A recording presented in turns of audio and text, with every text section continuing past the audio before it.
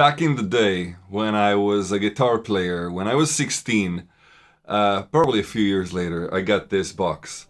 And this is not the original TS-808. It is a Robert Keeley version, which is pretty much the same, but for super nerds who wanted a specific op amp so they will get the Stevie Ray Vaughan sound, which never happened because you need fingers of Stevie Ray Vaughan to actually play like him.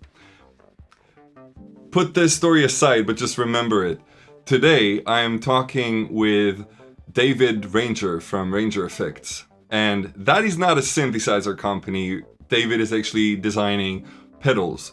But what I find super inspiring in the way that he works is that he looks at his instruments in a complete different way than most companies that I'm aware of. And if I refer back to my idea of the best sound back when I was 16 or even 20 or 25, when I was trying to just get that tube distortion, David is like, what if we just take a box and we put a liquid thing here so you can put your own liquid, and based on the iron in the liquid, you get a different distortion. I'm like, what? And it's not the only off-the-wall concept that he came up with and realized. You should check his website to see how many stomp boxes he has, and each of them has its own twist. They're never like your conventional fuzz or compressor or anything that you would think of, and that is what makes him so unique. I had a chance to cover with him lots of things, like how he comes up with an idea and where he captures these ideas and how he documents the process, finds out the different challenges, overcome these challenges, and then release RaingerFX to the world. Without further ado, I'm Rui, this is the Synth Design Podcast, the Synth Academy, and this is RaingerFX. I come at it from a point of view of a musician. You know, I've been playing guitar for ages on, all sorts of recordings. So it's always been, what would I like to use? What would I find really useful? So that's really the main sort of driving element of it.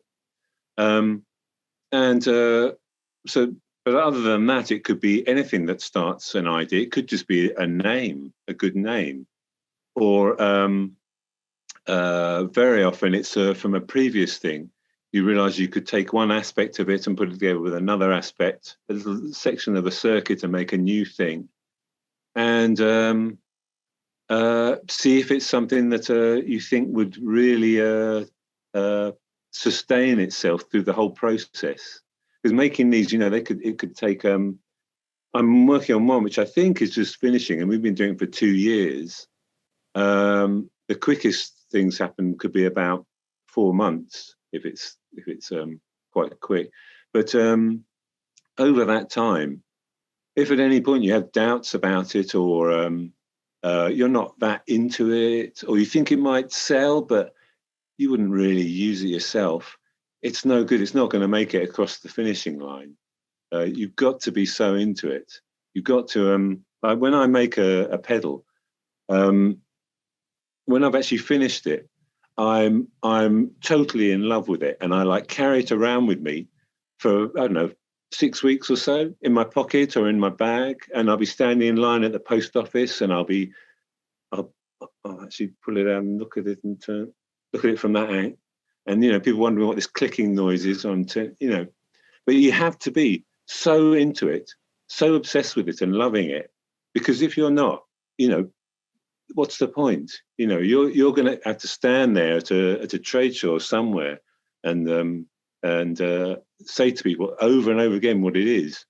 And you have to be, people have to be able to see your enthusiasm from about 15 feet away. You have to be so into it and just delighted to tell people, and really it's a you think of the basic situation. You've made this thing and you're proud of it. Someone wants to know what you've made, and it's just amazing. I'm so touched that anyone would be interested. I'll tell them, and you have to do that over and over again. And if you've got any sort of a bit half-hearted, that's just no good. You have to there's a lot of sort of you have to build up a lot of momentum and a lot of willpower just to get it through. So, there's terrible days of frustration where it just doesn't work for days on end, and it just makes it when it finally does work, it's an incredible rush of like it's just a thrill, that a high, that you've done it and you're king of the world, and you've made this thing, and okay, so what's next, and you've got more like energy to go on to the next stage. Yeah, that's really inspiring. That's all. What's the process kind of behind it all. Yeah. So if we're diving a bit deeper into this process, if you're thinking about the last pedal you've designed, the Snare Trap, can you share how was this process? What was the initial idea, where it came from, and like in a few points how it actually became a realization? Well, it was initially a kind of a leftover artifact of a previous pedal's prototype, and it didn't work out in actual production items of that pedal. But people I showed it to, quite a lot of people really liked it, and when it wasn't in the final thing, they missed it. It was just a white noise burst, and with some echo on it, and it sounded good and strange, And so this was at the start of lockdown of March of last year. Mm-hmm. I thought, well, we could get that together and just have it as a simple thing that makes a white noise burst. And it would be if you were an ambient artist, or I don't know, some sort of noise artist, and there'd be a nice filter, and you could, and that sort of thing. You can make some good noises, and it'd be simple and cheap and a fun little thing. This project was actually, I have to introduce the concept of feature creep. This was a terrible victim of feature creep, I have to say. So I thought, okay, so this white noise thing, would be good if you could shape the white noise to make a snare drum. And I'm old enough to remember in the 80s there was this a pedal you could buy called a Claptrap, and it went on the floor. And all it was when you stomped on it, it made like a hand clap sound, like off a drum machine. Really great, So you're playing a gig and you get to the chorus, and on the 2 and the 4, you just hit the hand clap, and people are like, "Wow, it's a record,"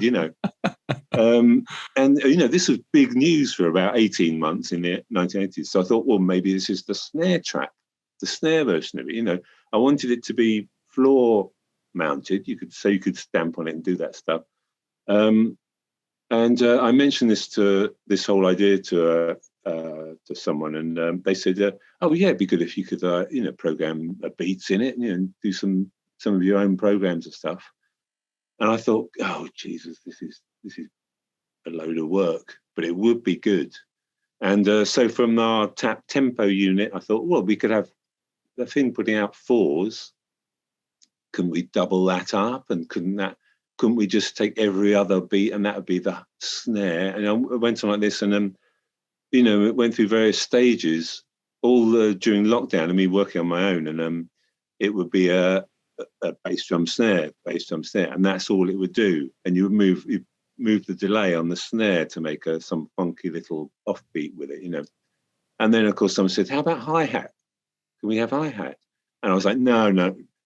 Well, it would be good, wouldn't it? And so, another like 3 months goes by, and we got hi-hat, and so all these various bits and pieces, and really, it's if you can, if doing these things increases the market of people who would like it, then you've got to sort of investigate it. And if you think, well, actually, I do know how to do that, and we, got an idea. And so it went through all these stages, and that was, as I said, that was March of last year, and it was launched. When was it? I think it was last month. So yeah, that took a while. This is it here.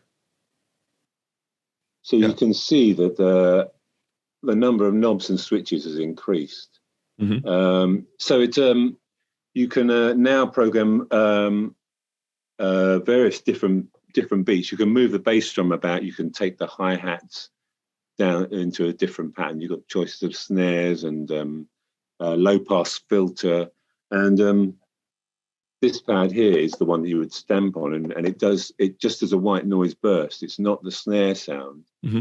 However, the Snare Trap name remained, as you can see, and it's kind of either desktop mounted, or it goes on the floor and you stamp on it, and these switches are protected by the rubber knobs here. Mm-hmm. So it's sort of hopefully it's useful for modular synthesis as well as guitar players or keyboard players or anyone, you know. But I like the idea that it's robust enough and you can tread on it and all this stuff, or you could have it and it looks smart enough to have it on a desk. Got the sync-in sockets for if you've got triggers and things like that. Yeah. But there's a load of things it doesn't do. I mean, every drum machine is a compromise. You know, basically what you want is you want Tony Thompson on a drum kit over in the corner waiting to play a beat, you know. But he's dead, so that's a shame. But you know, all the best drum machines, they're things you can't do on them, and we chose our compromises and our shortcuts, and we kept in the bits we liked. And we just thought, let's see if people are interested, and I'd use it. So that's a big tick there by it. I was amazed at how little perspective I had on it by the time we got to the end of it.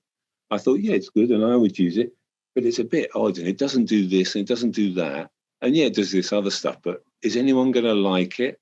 And I'm only just starting to see it with any kind of objectivity, and seeing people's videos of it, and I'm thinking, oh, it's good, and I'm really pleased with it.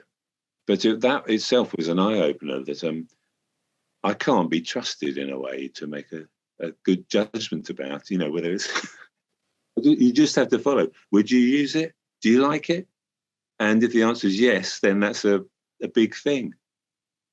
Yeah, I think the trickiest thing here is that you kind of need to have a leap of faith and sort of like trust yourself, trust your gut feeling. And a lot of times during the process, it doesn't really it doesn't feel right, but something just makes you persevere, and you get to the point where you release it, and hopefully it's going to work.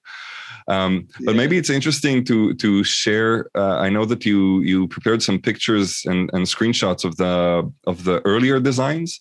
Yes. It would be interesting to see how this actually came to be realized. Yes, let me get some stuff up.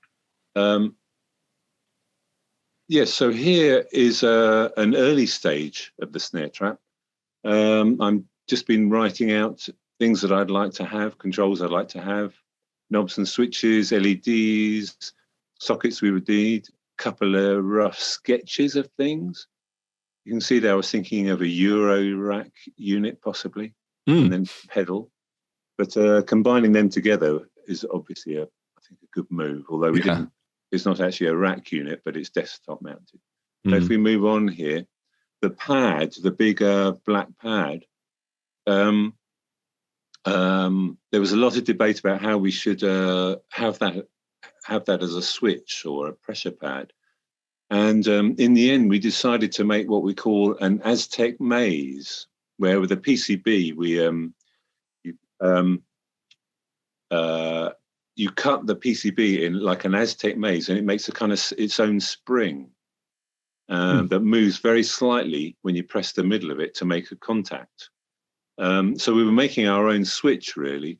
So here's some sort of possibilities of how we could do it.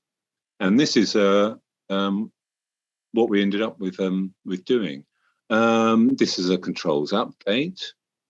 Here's a nice cross-sectional drawing of how that switch would work. You can see there's the enclosure and the rubber grommet sticking up above the enclosure. I think you can use your cursor to point out what. Yeah. Exactly. So here's the rubber grommet cut in half. Here's the enclosure. Got it. Here's a standoff with a nut holding on a PCB to keep the switch mechanism in place. So any rough sketches, you know, ideas, or over here you can see some parts that I found that I thought, oh, that'll be good. make a note of all this stuff. There's a screenshot of a data sheet, all useful stuff. Me weighing up the pros and cons of a single pole, single throw switch, on-off switch, or a pressure pad. What do they do? What can we do with them? What can't they do? And then the practicalities of putting it in a box, which is a whole other load of fun. Of you know, the switches and sockets are all mounted on a PCB, and they've all got to be the right height and poke through in the right way. So I've been measuring all the various items, the LEDs, the little pots, regular pots, switches and things like that. On the side here, there's another cross-sectional sketch. There's the enclosure. Here's a switch being not pressed and pressed. And you don't want to see the bottom of the plastic bit, and it might catch on the lip of the enclosure. All this kind of mechanical stuff to think about. And so we had to adjust the height on the PCB of various items to lift them up so that we avoided this problem with the switches, so that they went nice and they always looked proper and never, stuck up by the right amount. What else we got here? Before you move on, how do you test something like this? Well, the data sheets are normally very helpful if you can decipher them of the movement. But you're going to have to buy a couple and just check how they work, and it's really this sort of diagram. You work out that there has to be a standoff that the inside that the PCB screws onto, and what size is that going to be for everything to stick out with the right height, and all that kind of stuff, or what bits you can use and what you just can't. So sorry that I'm getting stuck on this, because I think this is really interesting. You are taking an aluminum plate and you drill a hole in it, and you really try to put this in and see if what would be if the data sheet, how you work with the numbers.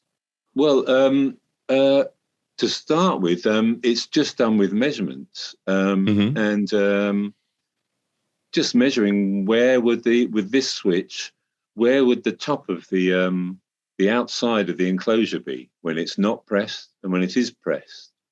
And you see, you get a measurement which is your minimum height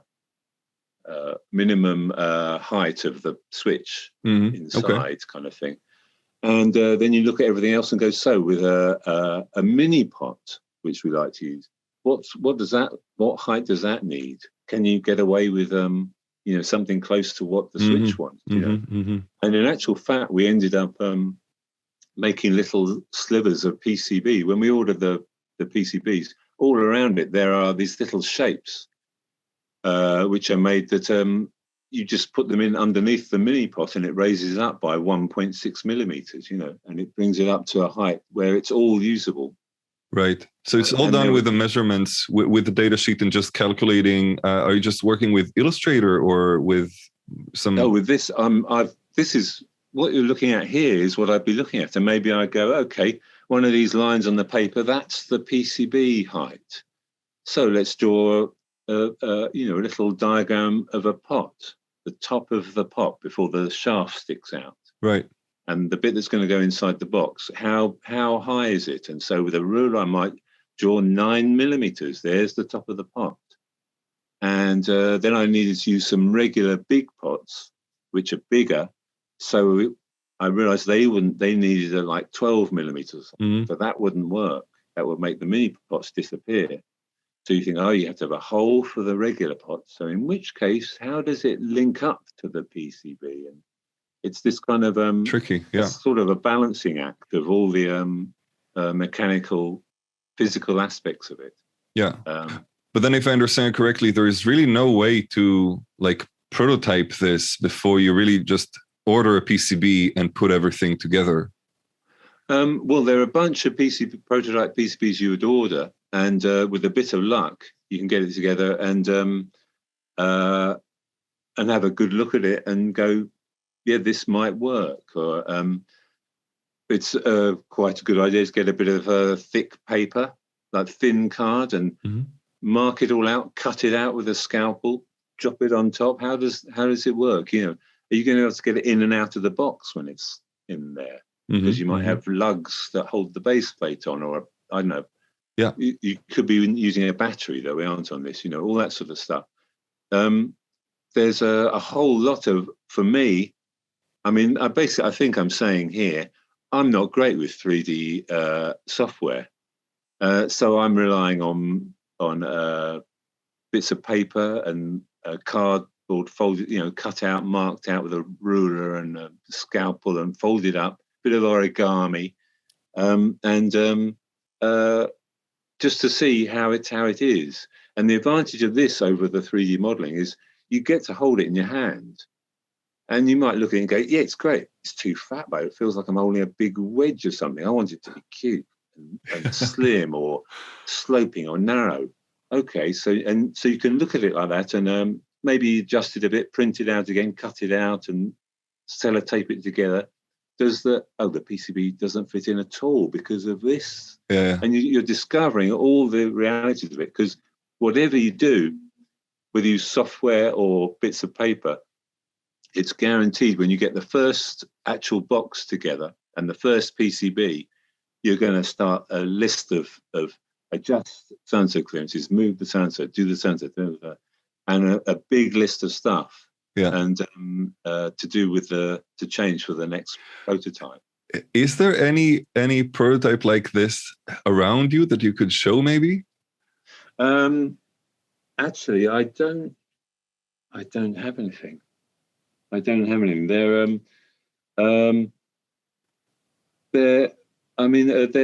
quite often all our enclosures are custom made for us. We design them with a metalwork company up the road, and they quite often will make just the faceplate with the holes in, so we can use the actual thing to drop in, and then I'll be saying, can you move this hole 0.3 of a millimeter to the right, and it would be good at that stage if I had the software and I was nudging them about, but they humor me and they do these changes, and it's that's how we do it. And then 2 days later he'll turn up with the actual box, right? Not painted or anything, but we can try it out, and that's how the process works with us. And it's kind of old school, but it's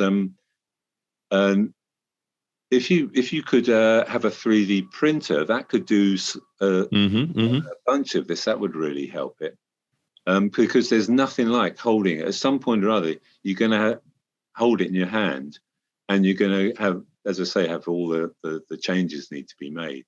Yeah. And these changes, for us, to be honest, they continue on through the production. So the first run of these pedals, you might have like 200 to make, and on them you've got to make 12 changes, and hope they're not too big on mainly on the circuit board of changing some parts or adding some parts in. And obviously you don't want to have a lot of these changes, but you want to bring it out, and at the time you order them, you think, I think this is good. Let's go for it. I'm feeling good about this. And for us, 12 changes ain't bad. It's been worse. And then the next batch you order, it maybe has 2. And then with a bit of luck after that, you're into just straight ahead kind of banging them out. Yeah, I get it. You wanted to show more. Lots of people would be just totally appalled at this, but that's how we do it. And in the reality of it, when you're making something, all sorts of stuff happens. I'm sure, and I think that this is not very different. I think that even if you're building things with like designing with 3D programs, you still need to get to the point where you have to print something out and see. Yeah. If you can do it with a 3D printer, that's awesome. But I think that a lot of in many cases, you just need to use paper. I've been talking to many designers who would just print out the front plate of a module and then just put the knobs on it and see what happens. If I just try to reach this knob, is the spacing enough from the knob around it? So does anything fall because they're not connected? They're just on a piece of paper. And actually, even for me, I'm now designing a little thing for students to have like a power supply, to have a power supply with like 9 volts, 5 volts, 12 volts plus minus, and a speaker, and even like I have a bigger version that is going to be also with an oscilloscope, just to have it in class, so like maybe 4 students can work together and see what they're actually working on. And you just use these foam boards and you put things on top of them, and it feels much better than. That's a great idea. Yes. Yeah, and you can cut them through, so it's very easy to like really feel how the interface is going to look like. It's much better than looking at Illustrator. Yeah. But I'm curious to see more of these notes you have. Well, let's scoot on a bit here. Yeah. These are more cross sections. There on the left, there's me. That's the cross section of the snare trap. You see the rounded bottom edge. Here are the PCBs with the measurements here. This is obviously me getting it together for the metal workshop at the size of the enclosure. With each pedal we try and do several new things, whether it's to do with the box or well, definitely the electronics, but just as many different aspects of it, try and do a new thing. So this one, the rolled bottom edge of the box was a big step forward for us. Well, proper, that is. And moving on, there's a block diagram. Me trying to work out the how we split up the tap tempo. There it is, doing 4s, and it goes to flip-flop, which divides it into half, which is the snare on the 2 and the 4, bit of echo, mixed together. The flip-flop also on the 1 and the 3 puts out a bass drum. And the second bass drum can be moved using this chip here, and they get mixed back together. These are the triggers, and then they go into the bass drum generator, and they get mixed together. So this is me explaining to the programmer of this chip here how and why we want to have things moving about. Yeah. And you got to do this kind of stuff. Just think of it in real basic terms of that. Here's a box here, it goes into that box, into that box, into that, blah, blah, and like that. Breaking it down to simple stuff. In this stage, do you share this with someone? Like, do you have some users in mind that you share this and try to get some feedback from them? Or this is basically like, you know exactly where you need to go with it? No, I mean, I would be trying out, the previous version to where we are here on a breadboard, and the people in the workshop would hear it and would have comments, and we'd all talk about it, and we'd discuss what we like about other things and stuff. And so we'd have a pretty good idea that we were on the right track and where we were going with it. Yeah. And this, I think, would have been done. I mean, it's so neat. I'm guessing I would have emailed this to the programmer to help him get his head around what we wanted to do. Yeah, this seems pretty straightforward. Yes. And here I am working out on the left here, getting the hi-hat together. I wanted to be able to take out the hi-hat does 8s, which isn't too hard from the our tap tempo doing 4s. But I want to be able to take out 4 of the beats, so we'd just do the hi-hat on the offbeat in a sort of clubby kind of dancey sort of thing. So we need to have 2 separate channels where we could mute one of them. And so here's a diagram at the top with various points A, B, C, D. And at A, you see this. At B, you see that. C, that. D, that. Add them together, and you get all of them together. So obviously what I'm talking about is C and D. I'd be saying, can we mute D if we want to do something with a bit more of a dance kind of groove? Even though these are little kind of, these are just a white noise burst in that shape. But it sounds cool, it sounds like, it reminds me of all the classic drum machines. Yeah. Here on the left, printouts of the layout with some different fonts. And at this stage, all kinds of difficult stuff happens because our graphic designer is based in New York. Mm-hmm. And I tell him what we're up to, kind of thing, and he's into it and enthusiastic and says loads of comments and things. And then I would send him a version of this, and he'd go, "Oh yeah, but hang on, what does that do? I have no idea what you mean by that. And don't you want that next to this? And I would like to have it like this and that and that." And he doesn't know anything of what's inside it, but he kind of has a veto over everything because he's the user. And, and I can go, "Yeah, but to move that to there is incredibly complicated." And he goes, "Oh, sorry, I don't care, And he, it's the end user who you want to please. And I'm sorry if it involves ribbon cables inside and traces going all over the place or whatever.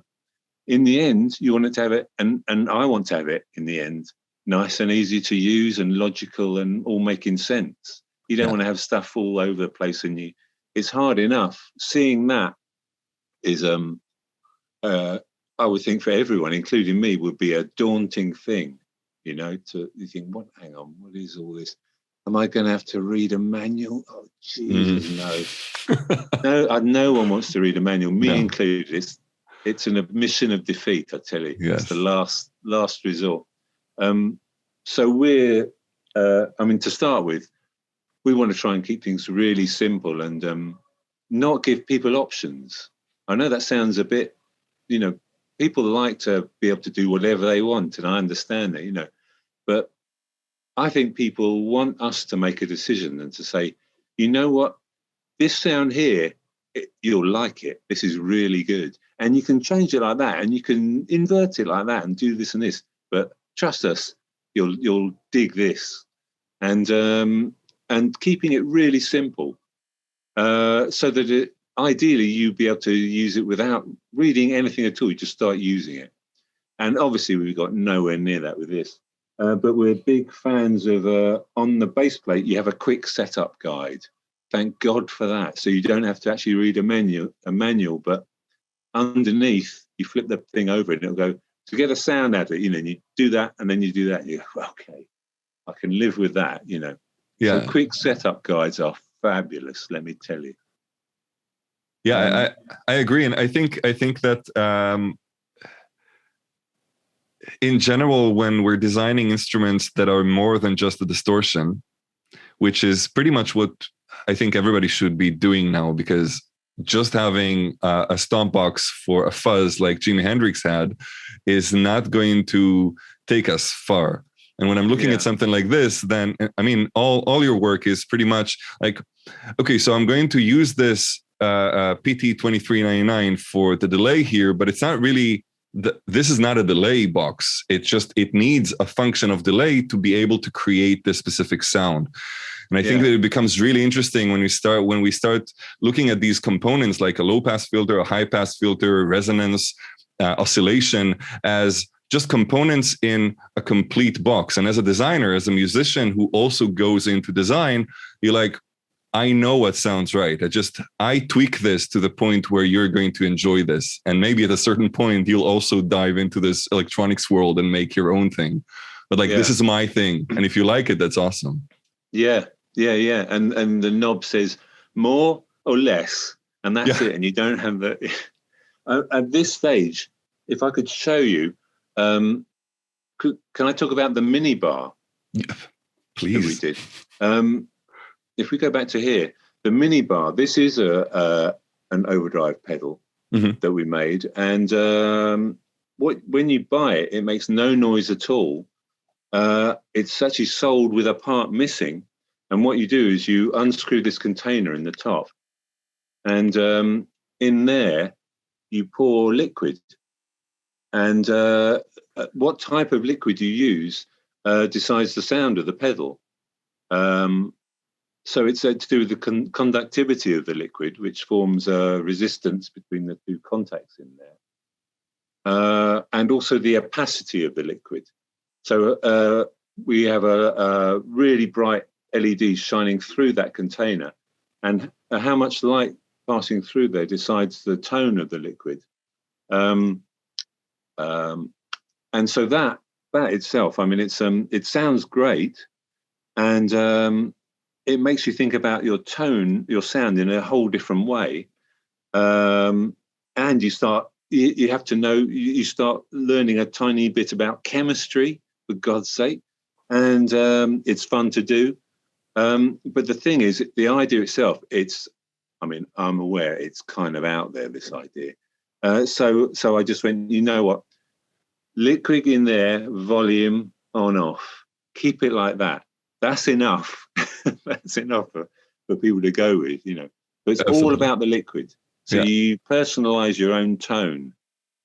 Find out what sounds good with you, and the actual liquid you choose does decide the quality of the distortion as well.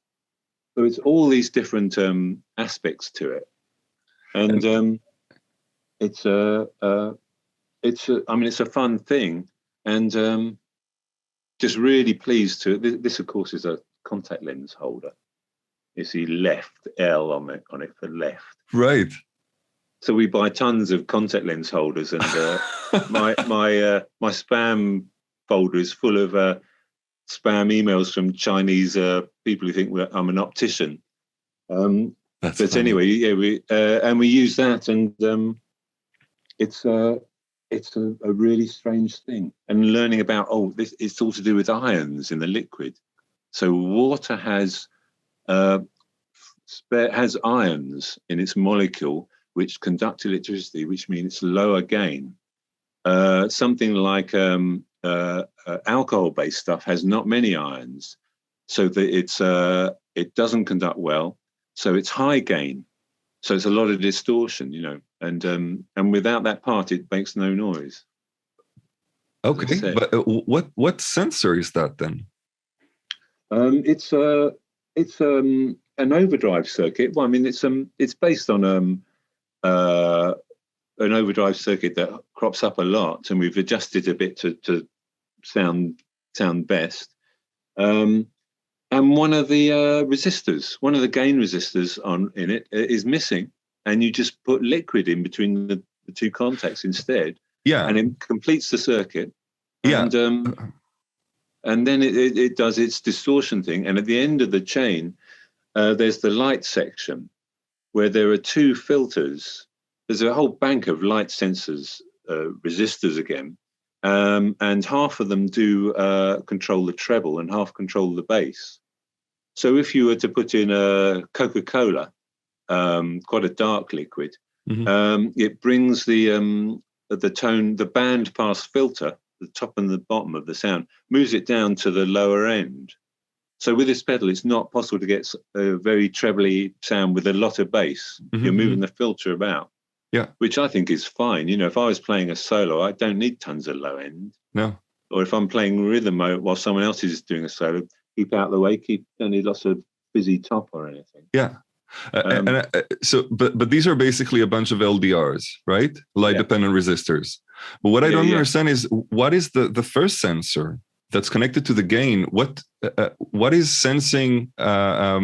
Is this just humidity sensor or? No, you're literally passing the signal through the liquid. You're not meant to use a hairdryer when you're in the bath, because if you drop it, you'll electrocute yourself. Yeah, apparently that kind of thing, because the water will conduct electricity. Yeah, and it has a resistance if you measure it in the right way. And so we're extrapolating this to be any liquid that you can think of. And they all have a different resistance and give a different quality to the overdrive. So it really is, there's a resistor missing, and instead you bung some liquid in place of it, and it conducts in its own way, whatever that is. Olive oil doesn't conduct at all, and it doesn't work at all. But deionized water or things like that give their own different sound. But I think it makes you play differently. I would play differently if I was using washing up liquid in it, which is very kind of inert sounding, low gain, bit dull, compared to if I was using sake with a couple of drops of soy sauce. You know, sake being a high, quite a lot of alcohol in there, not very good at conducting, so high gain. Yeah. And you add the soy sauce to bring out a bit of bass in it, just a few drops. This is such a wild idea for sound design. I think this is remarkable. I thought that it was just a sensor of humidity. So basically, whenever there's liquid, it works. But you're now saying that it's actually like the different kinds of, wow, this is crazy. Yeah, it's in contact with the liquid itself. Yeah. Wow. Yeah. It's just, can we think about our sound in a different way? I don't know where that would take us, you know, or how that would end up or what that would do. But it's something different. I mean, you know, we're all about trying a new thing, cutting edge. Try something new. What would happen if we did this? Absolutely. And does it open up into a whole different world of, I don't know where, but it's something. It's leading somewhere with it, you know. And I just thought, well, let's try it. And we originally, when we did this, we said, I mean, it's just a bit out there. Let's have that. We'll have a few of them at the trade show, but our main release will be the so-and-so, which is a glorious pedal, you know, and there'll be that in the background. And we didn't get the glorious one together, and we just had the one in the background, and the whole world went completely nuts. I can imagine. And, it was a bit much, really. But so that was fun. I think this is absolutely wild and very impressive. And I saw a couple of videos of people playing it, and what I found so cool was like the way that I would right away try to do it is like put some liquid in and then try to dry it out as much as possible and then play until it dies. Oh yeah. You get this disintegrated sound of the distortion of like really your guitar is dying. Yes. I know that it's one of the best sounds, and it's partly good in that it's fleeting, that it dies and it disappears. But I mean, to be honest, my favourite sound at the moment is I put vodka in there, which is a bit of a ragged, high intensity gain with a bit of maybe a drop of black coffee, just to talk it down off the ledge, and then I would tilt it over, so that the contacts are all a bit, you know, not pretty good, but not quite there. Right. And it's really like it's the coffee has made it kind of a bit low and swampy, but it's got this real kind of out there the sound that you're talking about as well. And it's just expecting it experiment with it, you know. And if you like wobble it around, you get like a tremolo because the liquid's sloshing about inside over the contacts. Right. Crazy, absolutely crazy. Let's talk a little bit about Igor.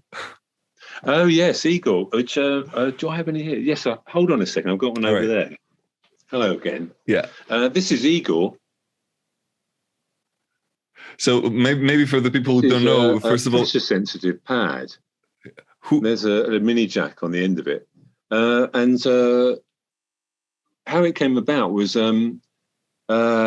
I think, well, me and everyone, I think, wants to have a bit of real-time control over their sound, and I just thought I can't bring more expression pedals into the world. Expression pedals I think they're the definition of over-engineering.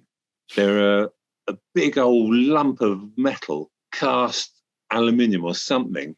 You open them up, there's nothing inside, pretty much. But they do a good job. They're precise and everything like that. But man, can we not get that a bit smaller or something? You know. So this is you drop it on the floor, and you've either got a hard press, the shiny side up, or you flip it over that side, and you've got soft press if you're barefoot or something like that. And it's not as precise as a rocker pedal, a regular expression pedal, but you get some expression. You get some real-time control. And so I think this is a lovely little light way of doing it. There's no moving parts or anything like that. I use, at the moment, I'm using a lot of our mini pedals, which have their sockets on the end out the way. And I made a little pedal board, so you can have 4 of them in a row, and it's like that big with 4 of them. I mean, you can't switch them on and off very easily, but I have the Igor controllers all laid out around, and whatever I lean on, I get the echo or, you know, whatever effect that I want. And it means that, you know, you've got all these effects and these controllers, and you can always put it in your pocket, in a coat pocket if it's big enough. But then you need the power supply, which is a whole other thing. Anyway, that's what Igor is, and it's been really popular, and we include these, you know, with the pedals, all the pedals that use them, we include it in. Yeah. So that's actually, of course, you can see that's the genesis of the pad on the front of the Snare Trap. Yeah. Going to plumbing shops and getting bits and pieces like that. Why is it called Igor? But can I show you another pedal that we brought out a little while ago, which is kind of the opposite of all these. It's another complicated one. This is the Drone Rainger. Yeah. Which is it's basically just a digital delay, but it has built-in analog drones that you play over, and you can tune them with that or with that. These are the two tunes, and you mix them, and then there's the delay. You can do effects with them where you drop the pitch down by a tone, or the pitch rises up and drops down, and it all has the spooky chorusing echo on it. Very low bass drones. So the whole thing is atmospheric and sinister. And in the I'm going to show you in the window, we have a little city. Does that? Yeah, there you go. I don't know whether you can see this. I can. Can you see the street lamps? The red street lamps. There's a car park and streets. So that's part of the circuit going on, which they like. And of course, 7-sided enclosure. You know, if you've got your own metalwork company, which I pretend I have, and I think you'll find that's one side better than every other enclosure. But it's fun. It's nice doing this kind of thing. You know, if just try it out and make it a bit special. Got to have it sloping up to meet you. This switch here switches between the two drones, so you can have it to different pitches. You can make a 2-note chord, all this kind of stuff. So it's really inspiring. It was a ton of work to do, but that's a popular one we're doing at the moment. Yeah. What was the biggest challenge with realizing something like this? Yeah, so they're actually the biggest our biggest pedals at the moment, most popular pedals. Can you hear me?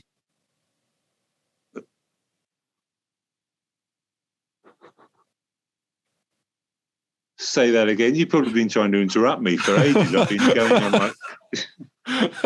That's okay. No worries. So what was the biggest challenge? So first of all, I asked, I don't know if I can edit this up. Okay, I'll just leave it as is. I think it's funny. So first of all, Igor, where does the name come from? Because it was originally, we were working on a pedal that a Dr. Frankenstein pedal that had the knife switch on it. Yeah. This like dramatic thing, a mighty pedal, and it used a circuit that was a really different distortion circuit, a gated distortion, but you can control it in various different ways. And we discovered ways of like abusing the circuit and treating it in odd ways. And we just thought it'd be great to be able to control it in real time. So it came about from that. And so what is the name of Dr. Frankenstein's assistant? And well, it's Igor, really. Igor. And so it stayed, even though now you can't get the knife switches anymore. So that pedal's been discontinued. But we still use Igor, and it's still popular. Right. So if you look at the drone, do you have maybe some pictures, some references from the process of how you actually came up with the idea. I don't with that. That was I'm at home at the moment, so I'm not at work. No, that was that had about 12 prototype boards, just tons and tons. One of the things with our pedals is I want them to be small and cute, and I just want it to be irresistible, so that people just will go, what is that there in the shelf, and can I pick this up, and can I hold it? And I want to carry it around, as I said. So it is just crammed with PCBs, and then you want to have a city in there as well. It's like, okay, yeah, let's do that, because it would be good. And so it's a lot of work of getting all these PCBs to fit together. And, you have a 12-way switch. That's like massive inside. So it has its own special PCB,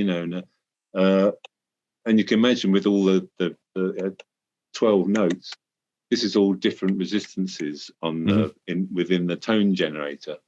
So there's a load of stuff in there. And trying to get it to work and to be able to be put together in such a tiny enclosure is it was a big feat, and it lots of ordering of prototype PCBs and stuff. Yeah. But I knew this was something that I would just love, and I would use it. And with all these pedals, I always think, does it pass like the half an hour test? When you try it out for the first time, is it after a while you go, I'm meant to be going off to work, and I've been here for 40 minutes.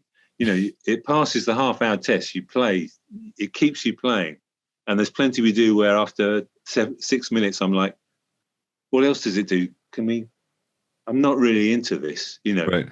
So does it pass that test that you just have to keep using it? And so whenever we're getting these together and testing that to send them out, well, with all the pedals, one of the tests is, do you get carried away? At some point, hopefully after not very long, do you go, listen, I'm into it, but let's actually send it out to someone. You've got to. Are you getting a vibe from it? Are you really, really enjoying playing it? And you have to stop yourself and carry on. And that's a big test. And this one this one takes a lot of willpower to not just play through it a lot. Yeah, I think we wanted to, when we made this, we thought, well, so we had a lot of trouble with the tuning, keeping it in so it didn't change pitch as it warmed up and all that kind of stuff. Yeah, that's always tricky with oscillators. Yeah. So we did all kinds of steps testing it out and experiments, and a whole load of stuff didn't work. But eventually we sorted out the sensitive bits, and we would test it out. We would leave it on for days just to see what happened.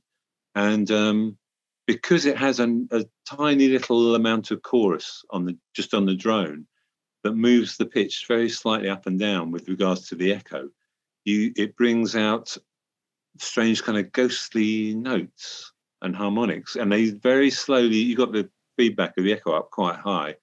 Over time, it very slowly changes. And whenever we switch this on, in the whole workshop, this like atmosphere would happen, really calm and interesting and a little bit intense. Yeah. It was really great and very easy just to leave it on all day. And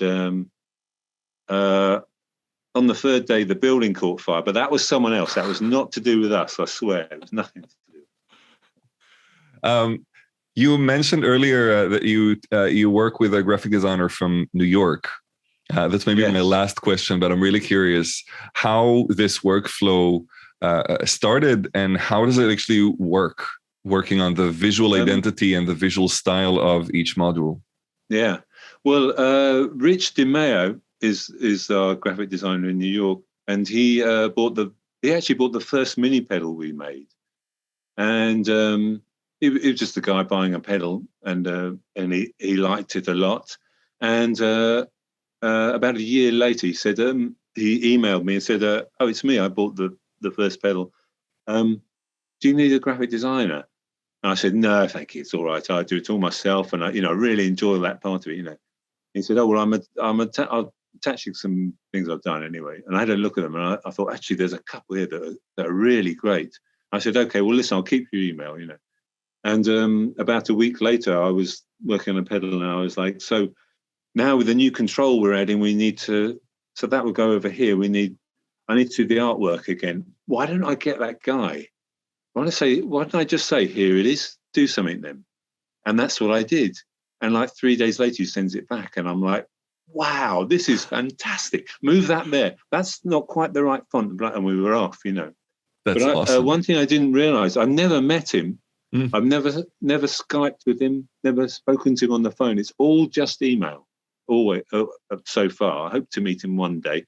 But I didn't realize that it's a really important part of our process, and that he, as I mentioned before, he knows nothing about what the real ins and outs of what we're doing or the technical details. He's just the guy who's going to use it, and he's saying what he likes and what he doesn't understand, and what would be good and what wouldn't be good. So he's really good at the whole communication of how the layout works. Like on this, you know, have all this is the delay part here, the usual sort of controls. Have them together, and up here is the tone section, tone generator section. You know, really try and make it as simple as possible, as clear as possible. Not necessarily simple on that, but clear. Yeah. And I just really like his point of view, where he comes from aesthetically with the graphics. And it's a good system. And if you have someone who is who you know where they're coming from, and you respect their judgment, to show things to them cold and have them respond, you know. Is that a beta tester? It might be, or maybe he's an alpha tester. I don't know. But that kind of a response. Yeah, I think it's the collaboration. It's just two brains that like the same thing and are passionate about it, and just like you will come up with better work like this. It's a ground rule. Yeah, yeah. And so many things we wouldn't have, a whole bunch of things we wouldn't have actually done, or wouldn't have a feature. And he suggested it, and I've gone, oh God, that's no. Well, let me think about it, you know. That's nice, David. I think this was a really interesting conversation. I'm so happy that we had a chance to talk. Oh, great. Well, I've enjoyed it. Yeah, I'm stoked to see what people are going to say about your notebooks. I think this is such a beautiful way of working, and I wish to see more people working on paper, because I mean, I have my notebooks. I'm not replacing them with anything. Yeah, I do sketches in them of how that section would look, little drawings or anything you think of. Yeah, that will just help, and that you might forget about in a 2 weeks' time. You know. Yeah, I just released now. This is probably going to be released in a couple of weeks or even months. But I just released now an interview with Trace Bloom, Brian Alexander. Oh, yes. Yes. And he says, you know, I worked with notebooks for quite some time, and I get lost in them. So now I just have whiteboards, and he has a wall of whiteboards, and they're beautiful with all the different drawings and ideas and notes. And I know, I saw that, and I thought, is that his notebook? Oh, Jesus. Look at mine. Oh, God. I know, it's really lovely, isn't it? But you know what? Beautiful. I bet he looks at that and he goes, oh, look at that. Yeah, look at that. And I bet it gives him a boost. And that day he goes, yeah, actually, I'm going to add this. I had this idea on the way in. And you know what I mean? It's I bet it really actively helps, more than just like having a record of something. Absolutely. It inspires you. You know that this is like really a part of what you're making. It's just at this point, this thing is not being realized, but this is realized. That sketch. I even, like, when I talk to students, I'm kind of saying, you know, your first prototype is basically the first time that you shared your idea with someone else. And you're trying to find the right words to communicate what you have in your brain. It's really, really hard. And we do these exercises that at the beginning of the semester, they need to do this in like 1 minute, explain the idea. And then 3 or 4 weeks or 6 weeks later, they have another session. And then at the end of the semester, and you can really see a huge difference between the way that they communicated before and the way that they communicated at the end, because they start really put meaning to the words that they're using, and the sketches and the little prototypes from paper or wood or whatever. We're trying to make things as clear and as visual as possible so other people will understand it. And then it's really like it becomes an art piece or a project on its own. It's not even the final result yet, but that sketchbook is becoming, this is a thing as well. This is valuable. Yeah. Yes. Oh, it sounds good. It sounds good. And at least they've got an idea to start with, something to say to start with that will carry them through to the next stage. Yes. But it's quite, I think the process happens right the way through to the end when it's out there with strangers using it.